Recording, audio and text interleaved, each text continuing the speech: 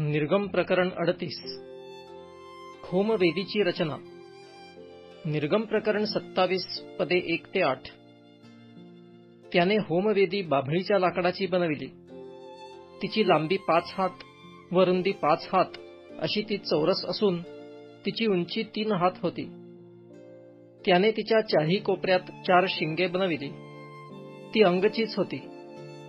त्याने ही वेदी पितळेने मढविली आणि त्याने वेदीची सर्व उपकरणे म्हणजे हंड्या, फावडी, कटोरे, काटे व अग्निपात्रे ही सर्व पितळेची बनविली। वेदीला त्याने सभोवती कंगोऱ्याच्या खाली पितळेच्या जाळीची एक चाळण बनविली। ती वेदीच्या खालच्या बाजूने अर्ध्या उंचीपर्यंत होती। त्याने पितळेच्या चाळणीच्या चारही कोपऱ्यांना दांडे घालण्यासाठी 4 कड्या ओतून तयार केल्या। त्याने बाभळीच्या लाकडाचे दांडे करून ते पितळेने मढविले।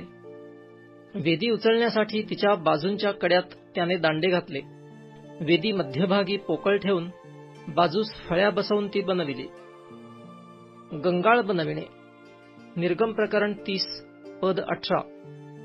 त्याने गंगाळ व त्याची बैठक पितळेची बनविली। दर्शन मंडपाच्या द्वारापाशी सेवा करीत असलेल्या स्त्रियांच्या आरशांचे हे पितळ होते। निवास मंडपाचे अंगण। निर्गम प्रकरण 27 पदे 9 ते 19। त्याने अंगण तयार केले। त्याच्या दक्षिण बाजूला कातलेल्या तलमसणाचे विणिलेले पडदे जोडून एक कनात केली। तिची लांबी 100 हात होती। तिच्यासाठी 20 खांब होते व त्या खांबांसाठी पितळेच्या 20 उथळ्या होत्या। खांबांच्या आकड्या व त्यांच्या बांधपट्ट्या चांदीच्या होत्या। त्याच्या उत्तर बाजूलाही 100 हात लांबीचे पडदे जोडून केलेली एक कनात होती। तिच्यासाठीही 20 खांब असून त्यांच्यासाठी पितळेच्या 20 उथळ्या होत्या।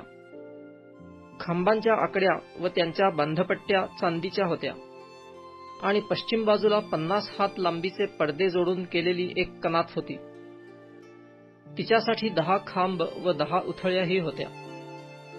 ह्या खांबांच्या आकड्या व बांधपट्ट्या चांदीच्या होत्या। पूर्वेकडील बाजू 50 हात ठेवली होती। अंगणाच्या फाटकाच्या एका बाजूला 15 हात लांबीचे पडदे जोडून केलेली एक कनात होती। तिच्यासाठी 3 खांब व उथळ्याही 3 होत्या आणि अंगणाच्या फाटकाची दुसरी बाजूही तशीच होती। अंगणाच्या फाटकाच्या ह्या बाजूला व त्या बाजूला 15-15 हात पडदे जोडून केलेल्या कनाती होत्या। त्यांच्यासाठी 3-3 खांब व उथळ्याही 3-3 होत्या। अंगणाच्या सभोवतालचे सर्व पडदे कातलेल्या तलमसणाच्या कापडाचे होते। खांबांच्या उथळ्या पितळेच्या आणि आकड्या व बांधपट्ट्या चांदीच्या होत्या। त्यांचे मथळे चांदीने मढविले होते। अंगणाचे सर्व खांब चांदीच्या बांधपट्ट्यांनी जोडिले होते। अंगणाच्या फाटकाचा पडदा वेलबुट्टीदार असून निळ्या, जांभळ्या व किरमिजी रंगाच्या सुताचा आणि कातलेल्या तलमसणाच्या कापडाचा होता। त्याची लांबी 20 हात व रुंदीकडील उंची अंगणाच्या पडद्याइतकी 5 हात होती। त्याचे खांब 4 आणि त्यांच्यासाठी पितळेच्या उथळ्या 4 होत्या।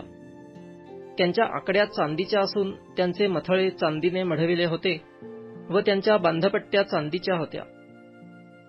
निवास मंडपाच्या आणि अंगणाच्या सभोवती असलेल्या सर्व मेखा पितळेच्या होत्या। पवित्र स्थानातील कामासाठी लागलेले सोने, चांदी, पितळ वगैरे।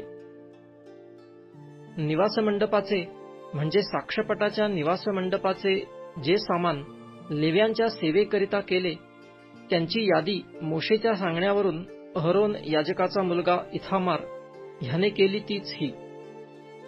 ज्या ज्या वस्तू करण्याविषयी परमेश्वराने मोशेला आज्ञा दिली होती त्या सर्व वस्तू यहुदा वंशातील हुराचा नातू म्हणजे उरीचा मुलगा बसालेल ह्याने बनविल्या।